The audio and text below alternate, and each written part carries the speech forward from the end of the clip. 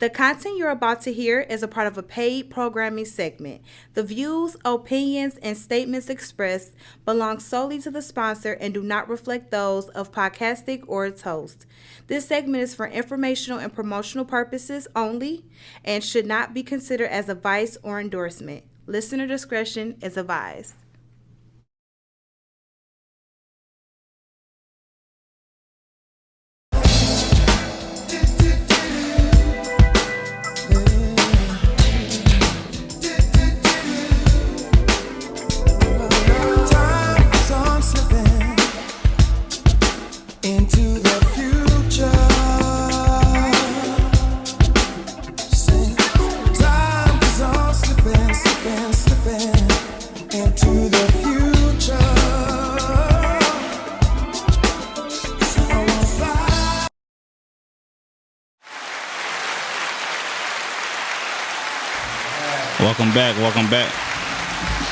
Welcome back to episode 6 of Life on the Ridge. I am your host, the real Coach Carter, also known as Eric Carter. I got my brother to the right of me. What's going on, man? Johnny Detroit Therapy here, episode 6. Glad to be here, man. The first time going live too, man. Oh yeah, man. You know, look, live and direct. It's great, we gonna pop it off. But like I said, again, we still in June. It's Mental Health Month for the men. And we wanted to take a deeper dive into the mental health side. What it kind of explain what is mental health in a nutshell. So for my clinician brother over here, I want him to kind of pop it off and give his prerogative on and what also, that means to him. With it being men's mental health, we just felt, especially for Life on the Ridge, to have that discussion. And we're gonna break some things down a little bit. For the first part is really what is mental health, and I think you're noticing too. I think the awareness is people are now aware of mental health, but I still think that there's a confusion on what exactly it is and what does it actually mean. And what we wanted to do today was just break it down to just a understanding of it without using all these, some of these use all these big words, these treatment methodologies, and we know that, and we're gonna we're gonna explain that because we do believe some of the public should understand some of these terms, but we're gonna break it down to its, to an understanding format. The first thing though, mental health is really just my emotions, my feelings, my perspectives on thinking patterns. And one thing that, especially with Lake Ridge Human Services, where we work at, where we're dealing with individuals that are dealing with mental health issues and what they call is substance use issues, but many would call it addiction. I'm from the school of where the way I was trained was how I feel is how I act. Yep. And if I'm consistently stressed out, or I have traumas that I've experienced, or you homelessness, like misfortunes of life. Yes. And what happens is I try to explain to people is your experiences and your environment.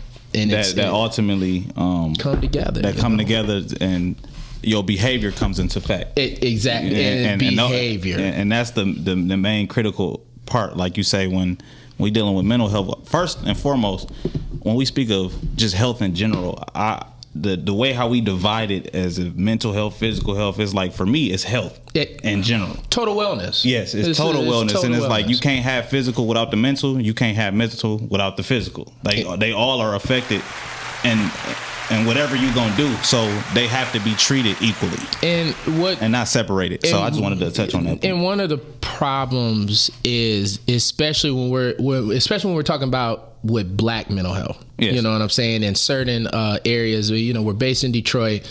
The things that we see is far different than what one would say maybe you could see in the suburbs, but that does not exempt people from all people experience mental health issues. Yeah, but like you said, in this environment, I got to use the bar my brother Kendrick Lamar always say. He say, quantum physics could never show you the world I was in. Right. And that's how it feels when you in these neighborhoods, meaning you can't even understand what you just looked at you seen on your neighborhood block. But we walking down the explain street. our mental health very different. That's where culture come into play. Because man, you heard me, man, she keep playing with my top, bro. Like, you'd be like, man, you know, guys would say, or old school would be like, man, my nerves is bad. It's like, no, that's anxiety. Yeah. Or there'll be. They didn't put a name. They didn't put names to a lot of these things. A lot of these behaviors, I would say, not things, but behaviors, you know, and as more research has been conducted, you figure out that anxiety, like you say, depression, schizophrenia, you know, when you hear these things, it's automatically, when you hear mental health for the first and foremost, I'm not crazy. Yep. That's the first. And they think medications. Yeah. They think that you're trying to push medications on them too. And that's the main thing, is just bringing awareness to the state of how you think, or how you utilize your emotions situationally. And what do you do with that? So like, for instance, like emotions, that when you're feeling emotions, that is something that is your body, your brain telling you how you're feeling about this situation that you're dealing with, right? So let's say you're getting angry. Yes. But that does not necessarily mean the situation permits anger. Yes. You may be angry because you're really stressed out from you got to pay your bills, or you got to do it with your old lady, or you holding on to a lot of stuff that you never released. And then here come Mr. Williams, and I might have said something that you don't like, and then boom. Or you as Secretary of State, and they not making that move that you need them to do, and now you cussing out the secretary. But there's baggage attached to some of these behaviors. And what we try to explain to people is trying to teach a way of being in tune with your mental health, which means your emotions, your feelings, in your thinking pattern. Yep. So when we're saying a thinking pattern, if I grew up in the street, right? So let's just explain. So I grew up in a street lifestyle. You know what I'm saying? My daddy was a doughboy. I grew up watching just, Detroit culture. People right? get it, yeah. So my way I'm going to perceive the world a lot of times may be coming from that street mindset. Yes. So if I grew up in an environment where we don't handle conflict by talking. We're going to fight, we're going to grab bats, we're going to grab the gun, we're going to do what we're going to do.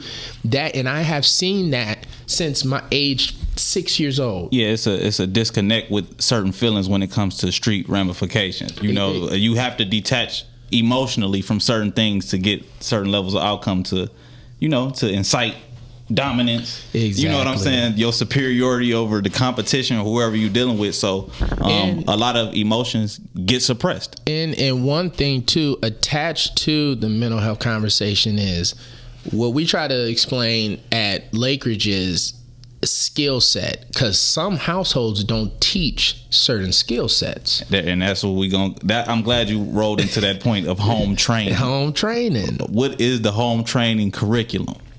And many of the times in our community, set up. We get the hygiene down. Mm-hmm. We get the, some of us get the street knowledge. Some of us get the, culture. We know what it is in the city, but many of us, hence the word coping skills. Yes.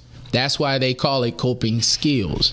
Ability and your ability to be able to practice this stuff, right? And let me say this though, John, like the goal of getting your mental health or health in general assessed is to become the master observer of yourself. Right. That is the goal. To manage yourself. When you're able to observe how you think, you act, and you feel, then you can really assess every situation healthy. You can make healthy decisions based off whatever you're dealing with. What we, and for me, I tell my clients all the time, I ain't trying to build no recovery Build-A-Bear. All right. I don't need no perfect person.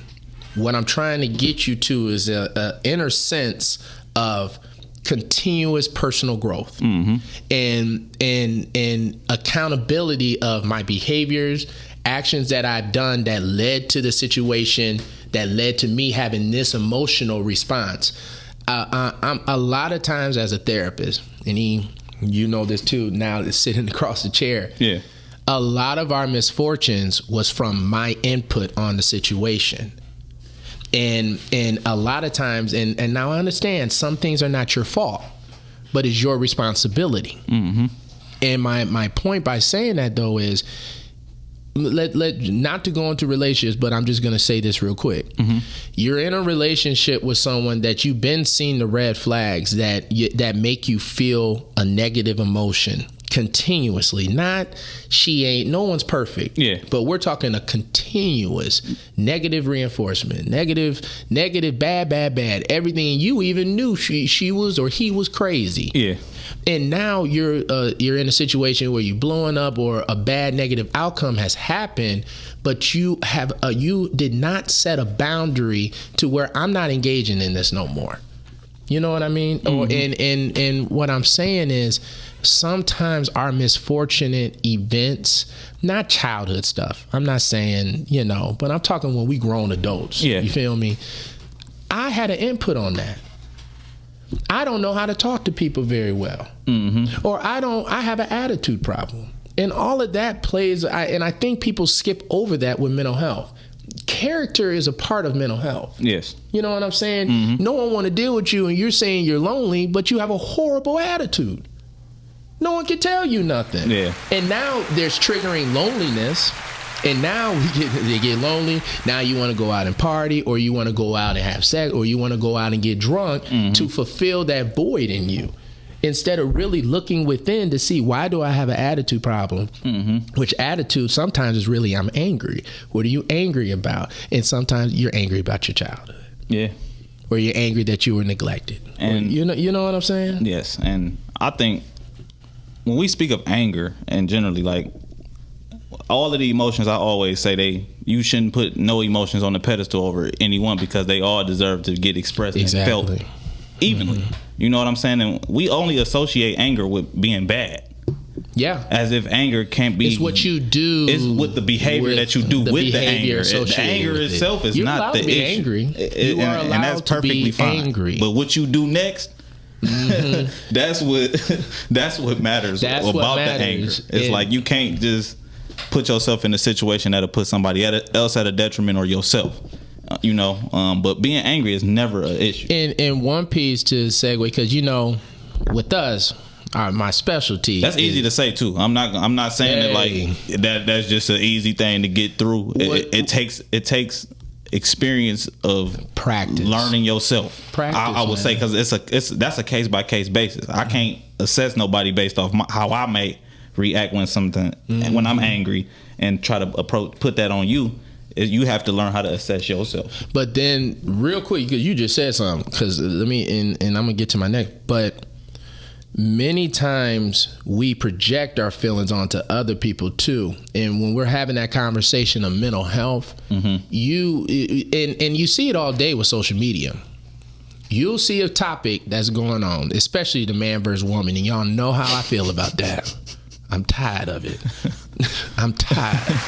I'm tired of y'all fighting with each other. Y'all look for a reason to fight with each other every day at this point. Go. At this point, it's a thrill. It's a thrill of just getting reaction. You want a reaction out of somebody at this point. But my piece is, somebody gets up there and they, especially when they say single mothers are this, that, and the third. You don't think that's going to trigger somebody to feel a type of way? You just said single mothers, but then why are you pointing out single? Do you have an issue with that? Mm-hmm. Where's your emotional tie that got you feeling so? And I'm not saying pointing out. People can have conversations about things. Mm-hmm. I'm not saying that, and people have a right to have their opinion, but I can peep where there's a wound in that.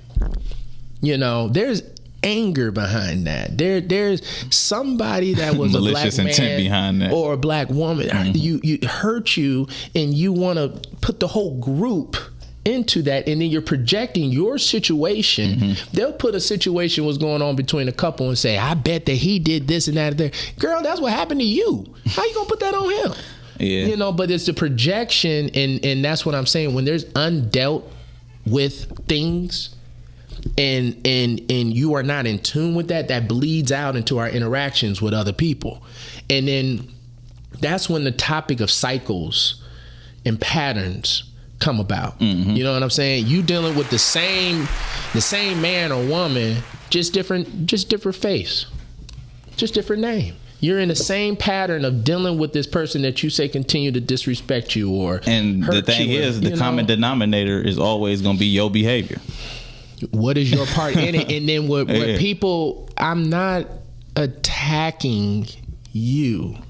Okay, we all make mistakes, but when you go on a pattern over and over again, you find yourself in the situation with the same type of people. Now I'm having to ask a question: what's going on with that? Why are you continuing to choose this type of person? Why are you continuing to choose this type of group? Yeah. And then when you look back at it, especially on a therapeutic level, there's some trauma associated. There's some childhood events that has created that. So it's just, I just, when it comes down to mental health, people have to be in tune with themselves. And I think that a lot of people try to group everybody together, and everybody's experience is different. Everybody's thinking pattern is different. Everybody's parents are different. Environments are different. But one thing I want to be clear on, everybody experiences the same emotions. Nobody has experienced a new emotion that nobody has felt. So it's just a situation. Yeah, and it's good to provide perspective of your situation without grouping everybody together in that situation.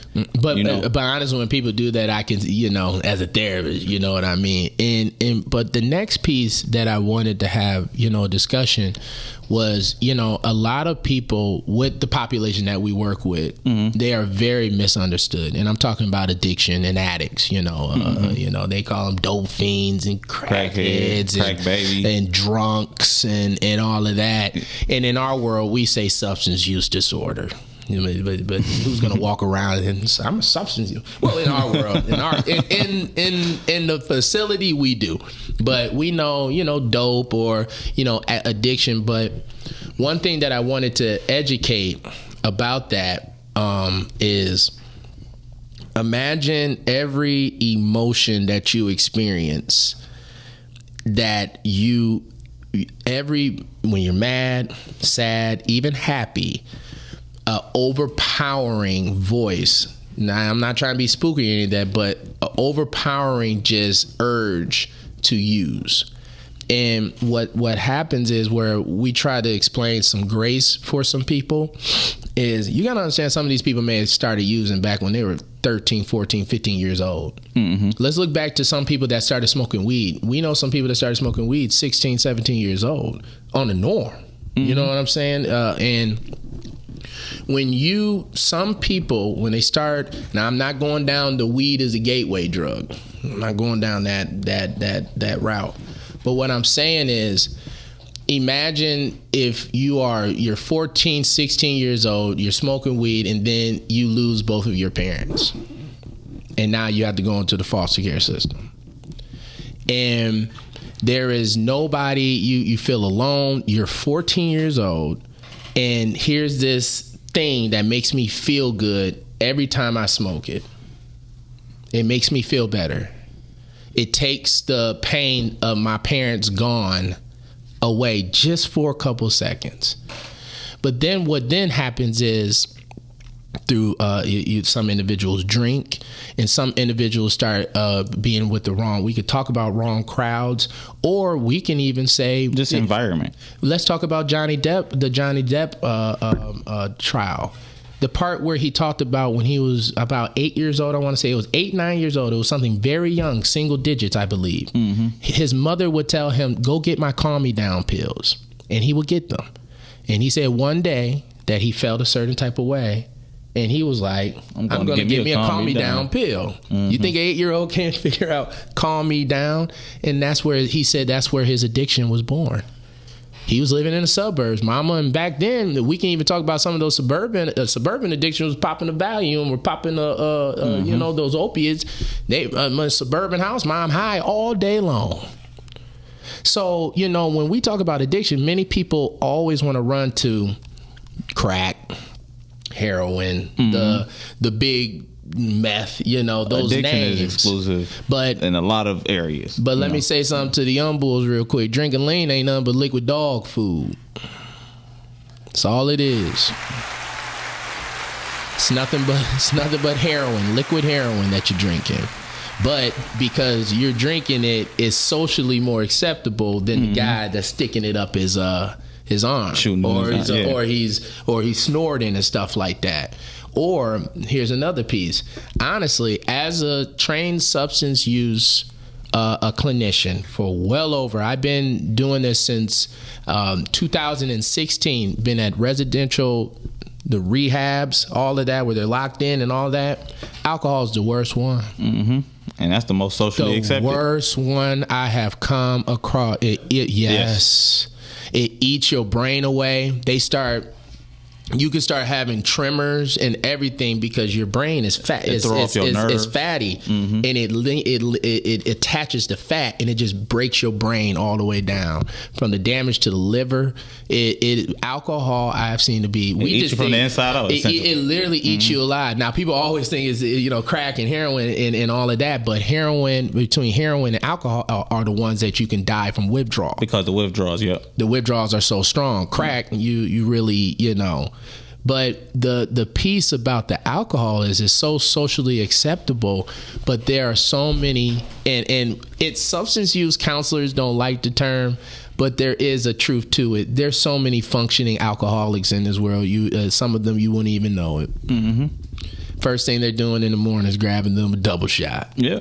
Grabbing a beer, and like you say, over time, you don't realize how that affects your body, your brain, your thinking, your feeling.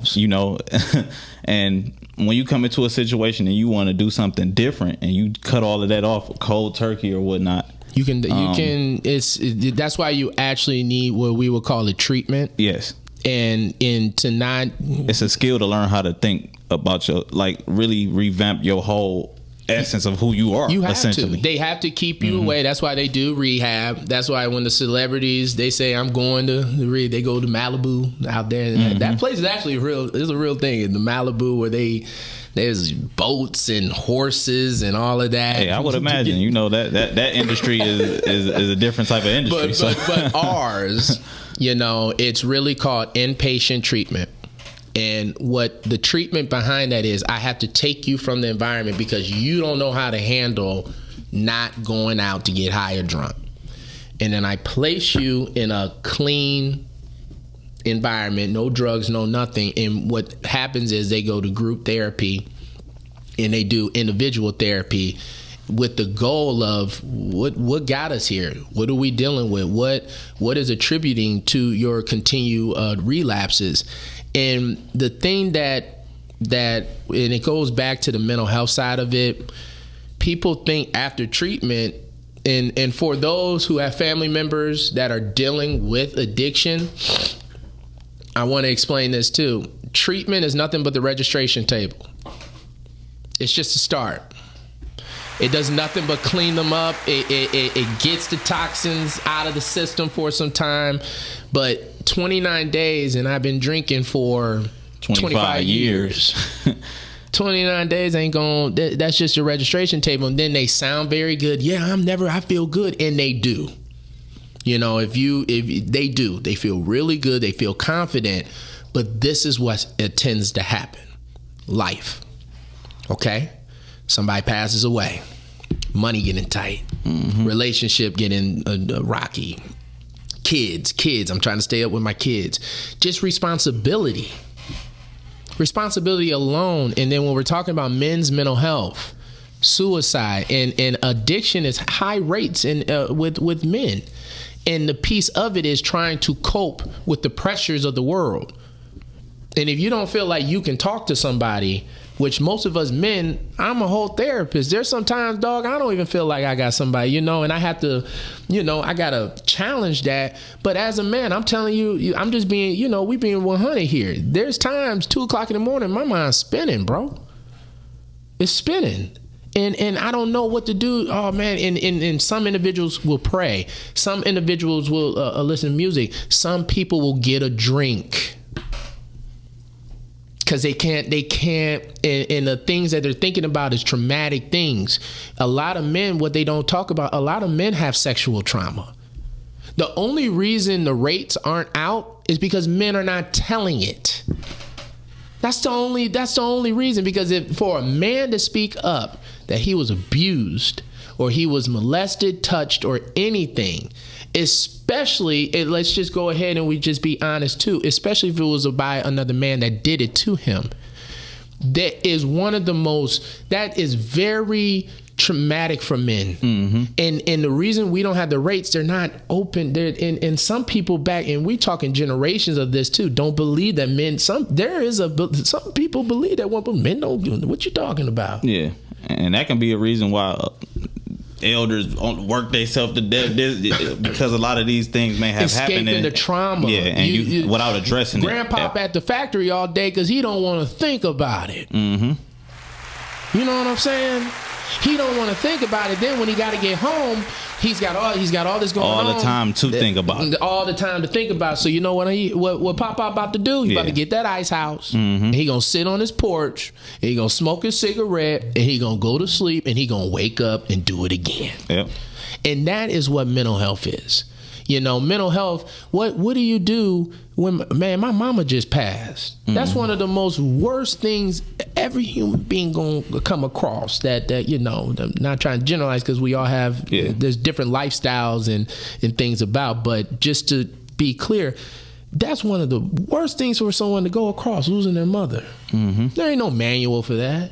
And if I'm already having a drinking problem, and I've been good for 6 months, no problems. Everything's good when things is good. Mm-hmm. It's when it goes bad. And do you got the tools necessary to manage yourself? But do I have the environment? Yeah. Do I have the space? Do I got the people that I can talk to say, man, I'm struggling, bro. I don't, man, I'm drinking a little bit more. I'm dog. I don't know, man. I think, and that's why we're trying to foster these environments, especially for the brothers, because we talked about it. And if you guys followed Life on the Ridge Uncut, we had some discussions about that. Yeah. But a lot of men are crying out that y'all don't care about us. And like you said, from a societal standpoint, it's like you invisible anyway. Yeah. You invisible, you ain't worth nothing, and you know when your mental health or your mental game ain't as strong, you know those type of things can seep into people. When the world is telling you that the most important thing you need to do is provide. Mm-hmm. That's all I am. All I am is go to work, make the money, and bring it back home. You know, I'm be honest. I talk about it too. I never been a fan of happy wife, happy life. Where's the man? Where's the man's get up in this? Yeah. And I get the concept. Don't get me wrong. I'm not trying to, but it's just to the topic of men, especially men's mental health, suicide rates. We talked about that in one of the episodes too. Men have some of the highest suicide rates because for suicide, there's nothing left. I quit. There's the loneliness. Who do I go to? You know what I'm saying? Yeah. And I just want, when we're talking about addiction, because I say one thing too. Jim Bob go to the casino, go to MGM all day long. What's the difference between that? He got to go to the casino every day to the point where he messing up his money. Yeah, that's addiction. Yeah. Food. We can get into this. Food can be an addiction. As soon as you get upset, you want to eat. As soon as you do anything. As soon as you do anything. You do anything. I'm going to be honest about myself, bro. Mm-hmm. When I'm really like down and low, I'm like, man, I just want to give me some good food. That's one of my coping. Look, but imagine that every moment. Mm-hmm. You are upset. You got to get up, and then the way we eat, especially in the city, we got these food deserts too, though, bro. Like, so you know what I'm saying? The chicken spots, the fish spots, and all that. We're eating high grease food, and if every moment you feel bad, you got to go eat some ice cream or eat some sweets or eat some of that. What I try to challenge people is, because what people try to do is classify their problems. Classify addiction too. Yeah. But minimize the problem. I think people try to categorize how messed up they is. Like, mm-hmm. I don't do all that. But you do this. So he gets upset and he drinks. You get upset and eat too. You don't stop. Yeah. Even And though the they're not the doctor same, told they still you- synonymous in a way. But the doctor told you that your health depends on you eating healthy. But every moment that you get upset, you go and eat. So what I'm saying is we kind of stop trying to point how bad somebody is. And I understand addiction. We deal with the very, very severe end of addiction. So I get what people are saying. You know what I'm saying? So there are people like, man, I'm not doing all that. But what I'm saying is, what are you doing that's impacting your life negatively? Stop looking at him. Don't look at what he got going on. I want you focusing on you. What is your behavior? How is that your drinking pattern impacting you? And I'll be honest, I think that's one of the main things when I'm seeing clients. That's you. Oh, they love to that. speak They on what everybody else is doing going that. through or what they doing. Especially But alcoholics. It's, You know, it's like I don't do that. I don't do no crack. alcoholics got it bad. I don't have smoke against. You know what I'm saying? No, but look, we got to keep. This is just keep your it real. own data based on what you experience. Man, and, you know, alcoholic. Once the guy that gets his heroin or his crack cocaine or whatever he did, he might have had a crazy. He was acting wild trying to get the money to get it, but once he get it, he in the corner somewhere. Yeah. He good. He chilling. An alcoholic. yeah, you Be still ready to fight Jesus himself. You know what I'm saying? We had one guy try to rip off the door. Yeah. A steel metal. I'm talking But, a heavy. but the duty thing is, door. when in his sober state, he presented like he one of the most outstanding people you can find. And that's where kind of where we talk about spirituality. Yeah. And I'm not saying religion, but religion is a sector of that if people subscribe to that. But what I'm saying is the human spirit of, when there ain't no book gonna help me with this, dog. No, let go and let God. That treatment method, man, I got a treatment methodology for you. That ain't gonna do it for this one, doc. And like I'm gonna bring it up what you said again yesterday. It's about when you spoke on duality. Yeah. You know, when we speak of duality, you like we said, you think of mental and physical. I'm looking at both at all times. You got the treatment side and the spiritual. Those both have to have their own treatment plan. Essentially, You know what I'm saying? They both have to be treated equally at the same Hit it time. with the treatment plan. You know what I'm saying? Yeah, but I just, with substance use, and I just think a lot of people can learn from the foundations of it. So can you give them a borderline of what residential looks like, inpatient, outpatient? Like, what are the differences between those type of programs? All right, so how this works for typically for substance use, is like called levels of care, and doctors perform kind of that too. How are we going to treat this person? What's the problem? How are we going to go about this? Residential is a locked in facility. An inpatient facility is locked in. They take their phones, they lock them in, and then they do group therapy and they see counselors just all day long. It's for 29 days. They're waking up 9 to like 4 p.m., 9 to 3, just group therapy, individual therapy, because it's treatment. And to a little bit to go above it too, is you got to understand there's an entity paying for that. So this entity said, okay, I'm going to pay for your bed. You're going to come and get some treatment. Mm-hmm.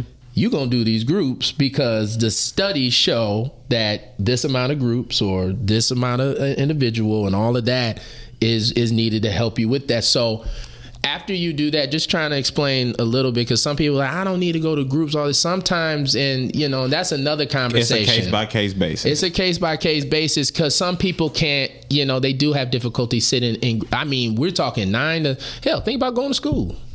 People the kids have a hard time going to high school without being fidgety and moving around. So, it's almost sort of similar to something like that, going to class, but they're learning about coping skills and what is addiction, kind of the stuff that we're talking about right now. But then after that, some individuals can do what is called outpatient. If you think about your doctor, when you go to your doctor, that's an outpatient. You don't live in there. You're going there. So you're outpatient. You come in, you see a counselor once a week, twice a week, however many times you see. And then they even have things called transitional housing, where they'll provide housing where you can be there for 4 months. You see peer coaches. But what we call it is a continuum of care. And for family members to not get, because I know this stuff can get, you know, and especially sometimes they make these words all big just to make it sound fancy, in my opinion. You know what I'm saying? But for families to understand, most individuals that are dealing with addiction need continuous care and support, because it's a lifelong, and that's why they call it recovery. It's living in recovery. I've changed my life. I let the drug lifestyle go, and I am coming. I'm coming anew. Yeah, I got to strip all of that away. I have to strip everything and be reborn, essentially. It's almost kind of to not go biblical, or I am not a expert. I'm a PK though, Kojic. I had to mention, you got to mention Kojic. I'm holiness of hell. but it is almost like a idea of like baptism, where you go into the water, you come out fresh and anew. And recovery operates somewhat in the same tennis, so to speak. And the piece, going back to what we were saying, life hits. People in recovery need continuous support. They need stability. They need housing. It's just bigger than just, okay, you saw a counselor for 29 days and then family, they come back and you just think they're okay. It does not work like that.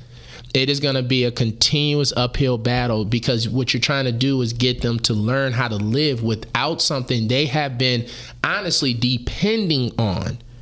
You got to think about that. Like someone like a crutch or a wheelchair, right? Someone, they've been using this wheelchair and crutch, and you take that from them. You take something from a guy from a crutch. Man, hold on, I need my cane. I can't. With that dope, with that bottle, it is almost like it's a relationship. It really is like a toxic relationship. It honestly is. And you know, I had a judge called know, me out, said that didn't make sense when I said that, but it is. It's a toxic relationship due to, you know, like you said earlier, you know the red flags and you know what's gonna happen when you get into it with this situation. But you rely on it so much because it's comfortable and it's what you know. In the words of Rodney, then we took it away and now you're grieving. Yeah. So you're grieving. You know, and a lot of us love the thrill of a toxic relationship, and nowadays where you see it's almost cool to promote that, and character.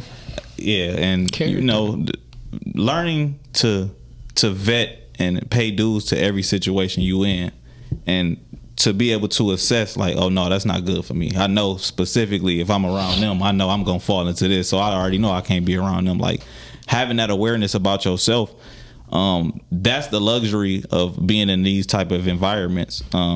Within recovery, right? You get to assess your skills and abilities. All that you develop certain tools for yourself, exactly, in all situations, business, mentally, physically, spiritually. I love that. I love that population because honestly, I've learned so much from that population about myself. Mm-hmm. You know, and when first off, I grew up around addicts, man. I've been around addicts all my life. So from your clinical point of view, like what is your role and how does that look on the day to day when you're dealing with clients, creating treatment plans? Like what does that look like? Okay. So being a clinical supervisor, I'm more kind of on an oversight sort of thing. So there's a team of therapists and they all have their cases. So they're patients or clients. So let's say each one, I have 3 therapists. They all have 10 guys or 10 whatever people on their caseload. My role is I have to oversee that to ensure that their documentation fits the standards of what the insurance company, which is a Detroit Wayne Integrated Health Network, basically the state gives them the funds and they disperse it to providers. So they disperse it to almost like vendors or other businesses to do the bidding in Wayne County. Mm-hmm. Okay. So they have a set standard, and what you got to look at, like a treatment plan and notes are like receipts. Mm-hmm. They are. So what is a treatment plan specifically? So a treatment plan, if you guys have ever went to your doctor, He is never just when you go and you got an issue, he's gonna come up with a treatment plan. You can't just treat on something. You can't. I don't want nobody. And if a doctor don't have a treatment plan for you, and you undergoing a serious operation or something like that, or you have an ailment or something, and he don't got a treatment plan, that's malpractice. Because you can't. How you gonna build a building without the blueprint? Without the foundation.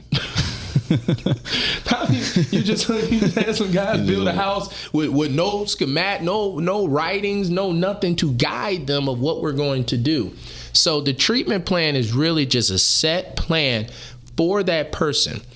This is the problem. They told me they have a couple problems that they're having. Let's say Joe is drinking too much. So the counselors that I am supervising makes a plan based on that, and that plan has to fit the criteria what the funder, which is Detroit Wayne Integrated, is paying for. If the funder does not like what is being written or how that client is being handled, they can come in and recoup funds. And so my role as a supervisor, not only to ensure that the paperwork is right, but it's also to make sure these clients are receiving a standard of care. To make sure that, these individuals are very vulnerable. And if someone calls you, especially in the therapy world, that they're struggling, we have individuals that have suicidal ideations. Mm-hmm. You can't just willy-nilly, you just can't have no approach with this. Just, okay, we're just going to talk about, we're going to just, and as therapists, you got to do what they want, but you can't go in saying, we're going to talk about God because I think God's going to save you from having these suicidal ideations. You can't do that as a counselor. Now, if that is something she has brought up, and okay, if that's something that's what she wants. So just my role is oversight and just ensuring a certain standard of care is happening, down to documentation, how they're writing things, and how they're treating the client. And then documentation for my, I have some young social workers, follow me on TikTok. I'm on TikTok. But for my young social workers, or just honestly, just in business, this goes beyond just social work. If it wasn't written down, it didn't happen. You have to document things down to your finances. Your statements, those are financial documents. You're trying to get a loan or something. They want your documents. You go up to someone, I need a $200,000 loan.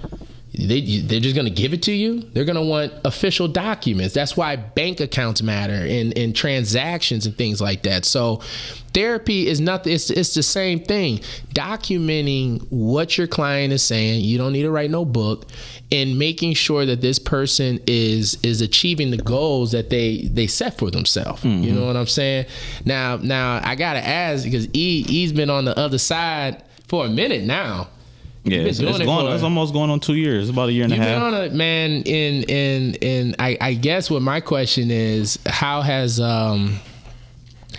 it been being on the other side and seeing just, I guess my question is how the amount of work it take for this counseling thing and all that. Like, I can say it's been rewarding, but it's very challenging just because of, like you say, the demographic of the individuals we dealing with. Like I said, I have dealt with addiction within my family and seeing aunties, uncles, this and that. But when you get to understand the backstories and get to see these people as human and see what they're really struggling with, yeah, and and you hear those stories, is like you say, it gives you a greater appreciation of gratitude, not only for your journey or what you're dealing with, mm-hmm. but it gives you a level of compassion for people and want to be of service to people, who deal with certain things that they may not know how to handle. But from a clinical point of me working my way into becoming a therapist, I think is the most rewarding for me. Like I say, because when you start on the ground level from homelessness, you're looking at, like you say, sexual trauma, like heavy things like that. It give me a greater appreciation because I have different dreams or aspirations to become like a sports psychologist, essentially, just because I love sports like that, and I have a mind for that. And but this at working at the ground level, I think this sets the foundation for me dealing with anybody else. Moving forward within my early career and my journey. You could work with anybody. You can work with anybody because of the level of. It's true. I don't care. And I don't even want to compare, the apples to oranges when it comes to dealing with that. But it's like when you at that bottom level and you got to see everything. The program we at, the things we see, it is, man. It gives me, it shows me, it's been teaching me a lot as a man to handle certain responsibilities, and you gotta. I can't be preaching certain things to them and not be moving in a certain way for myself as well. So it holds me, like John said, it holds you accountable to make sure you are actually improving your mental health while you still providing mental health for people. You can't, and a lot of times therapists, I have a saying, I'm human before therapist. But I think it goes back to, remember last time we were talking about social workers and therapists having a branding problem, and I do, because I think they need to see more looking like us. Yeah. You know what I'm saying? We're everyday guys. And it's ironic that one of the guys came up and said that today, like. He was expressing it to the young brothers, like, he just like us. He really know how to break the message down. He really got to understand it from what I was going through, seeing me as a real person. Like he really expressed that sentiment to me today. And when people come back and tell you certain things, it's different when you're hearing it from somebody else. But instead of somebody coming up to you like, man, I really appreciate that you saw me and understood what I was going through. You ain't look at me crazy because I told you what I was dealing with. Real talk. That's the most fulfilling part for me, because it's like I really do care. I can't solve everybody's issues because it's a two-way street. It's still certain work, and I always say dues, pay your dues. You got to pay your dues within your treatment because it's yours. This treatment plan is for you. So you have to walk the path, and I can assist you in that, but I can't do the work for you. Man, but my piece too is if we can, and that's why, trying to promote social work and therapy and all of that. So because there's a lot of individuals in our community that can, because this is my point.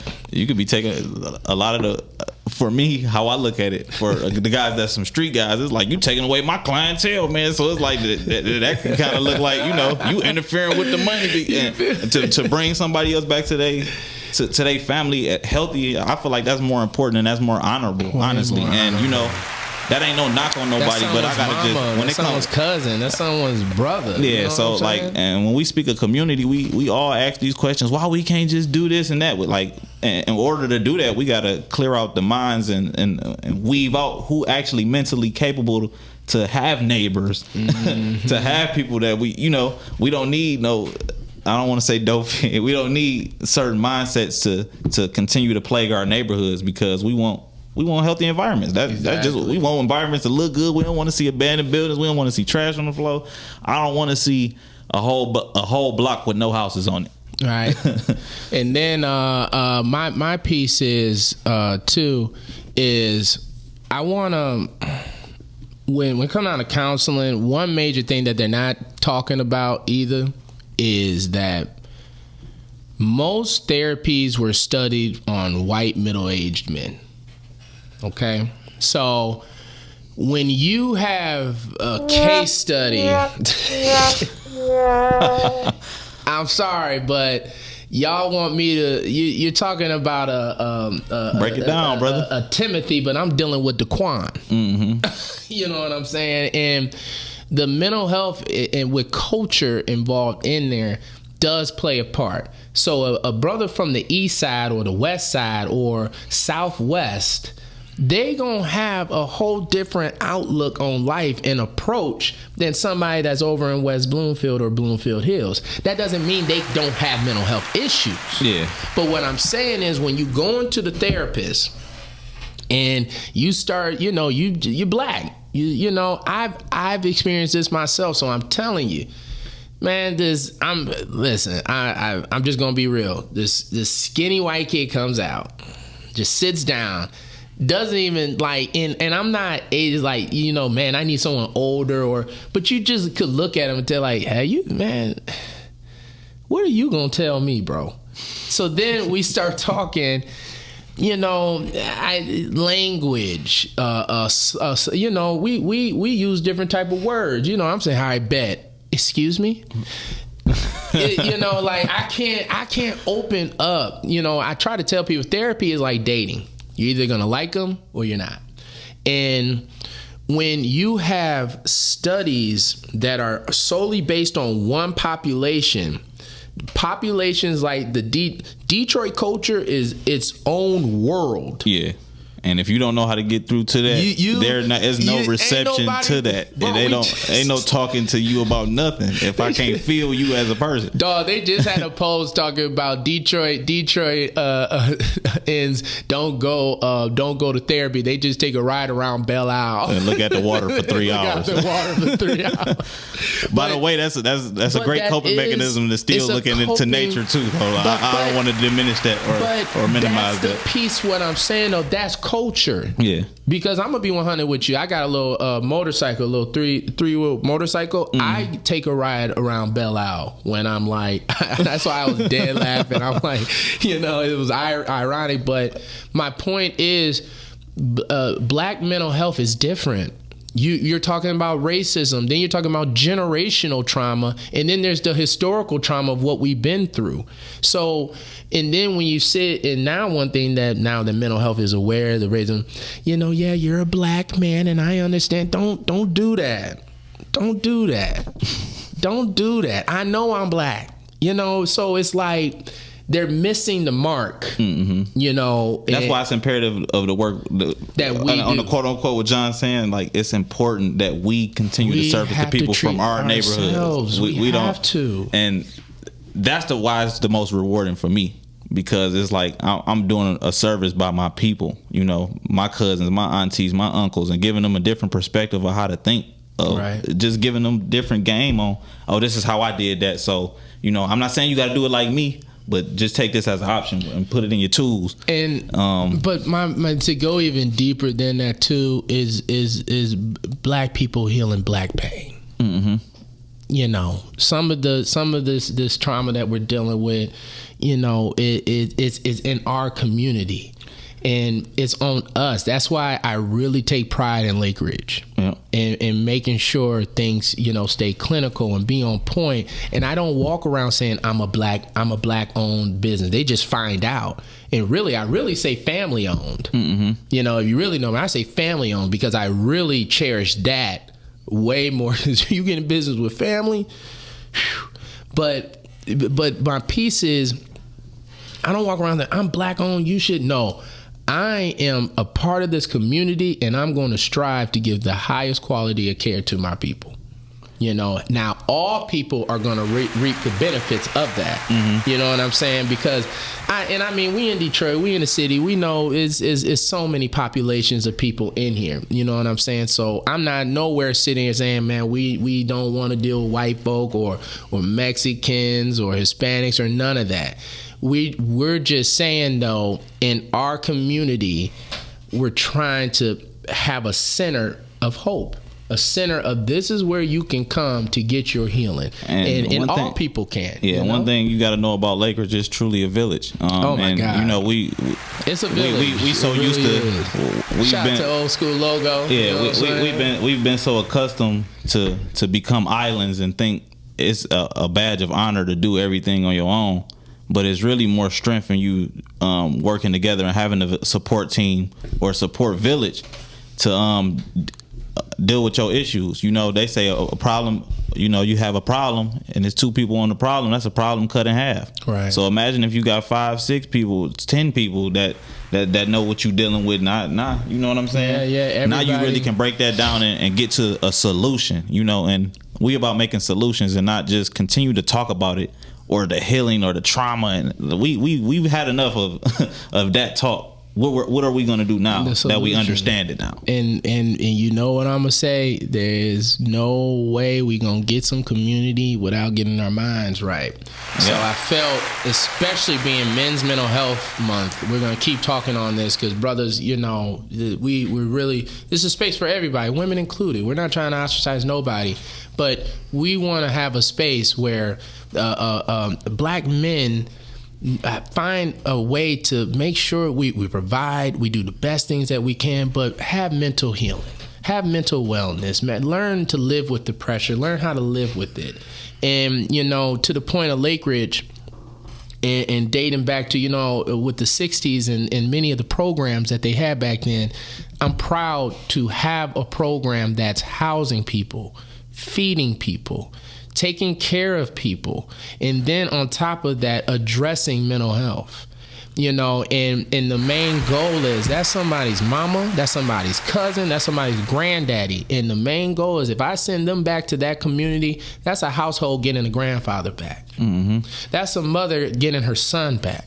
That's a daughter seeing her father come back. And that means, yeah, there's going to be some problems maybe in that family, but there's going to be some reunification. Yep. And that means a community is able to grow and heal once again. So we really appreciate you guys coming on. We got some episodes coming out every Wednesday. Make sure you like, subscribe to the podcast. Continue like to comment too. And do the comments. Let's see how you guys feel. Give us your insights on things, and make sure you follow our other pages. I'm on TikTok, Johnny Detroit Therapy. I'm also everywhere on as The Real Coach Carter. Yep. So make sure you follow us, guys. We got some more content for you guys on the way. We're real excited about it. Peace. That was good.